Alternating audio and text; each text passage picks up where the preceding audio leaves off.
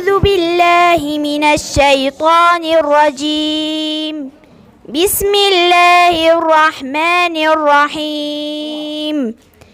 طه ما أنزلنا عليك القرآن لتشقى إلا تذكرة لمن يخشى تنزيلا ممن خلق الأرض والسماوات العلى الرحمن على العرش استوى له ما في السماوات وما في الأرض وما بينهما وما تحت الثرى وإن تجهر بالقول فإنه يعلم السر وأخفى الله لا إله إلا هو الله لا إله إلا هو له الأسماء الحسنى